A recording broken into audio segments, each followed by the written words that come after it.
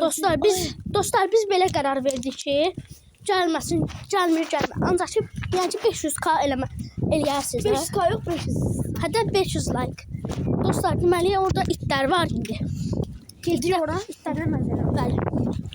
Çünki biz Dayıyla da məzələm. Ciddi indi itlər yanı. Şey taxıraq. Dostlar, baxın, yenə həmin bayaq dayı qaçdı arxamıza. Qunan haqqı dayı gəldi. Dedi ki, gəlin bura, Qunan. Allah haqqı. Gəldik, qaçdıq bura. Biz nəyə görə? Yəni ki, getdi, dayı gəldi, tapdı da bizi. Tapmadı. Biz nə oldu? Belə, biz oraları incəliyirdik.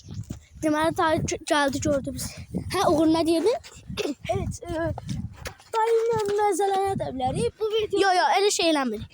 Bu videoya 500 like gəlsə, itlər o tərəfdə olmalıdır. Görürsünüz. Dostlar, eşidirsiniz səsi eşitdi? Sıxdı. Allah'a. Sonradan nə oldu?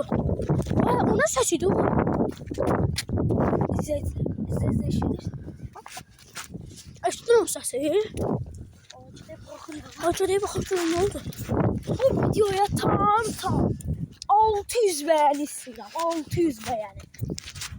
600 beğenide satışları videolarımız atalım. Dostlar, bu tərəf, Uğur bu tərəfdən gəldi. O tarafa gelin.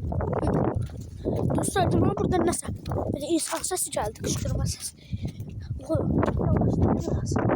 sonra duram qorxmağa başladı.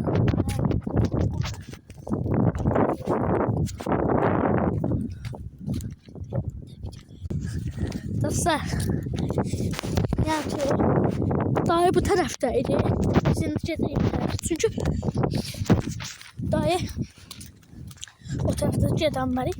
Dostlar, deməli, mən sizə dedim, biri buradan var, gediş, bir də oradan. Biz ancaq ki, bu təhlükəli yoldan gedəcəyik. Ora, çünki dayı var orada. Ona görə də təhlükəli sayılır. Toy var. Toy mənim vecimədədir.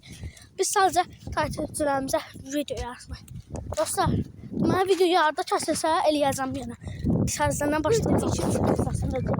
Dostlar, bu arada mən deyiləm kanal sahibi. Mən sadəcə kameramanam. Bu da əsl kanal sahibidir. Budur.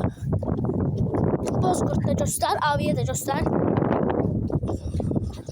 Bozqurdu belə göstərirlər. Billah.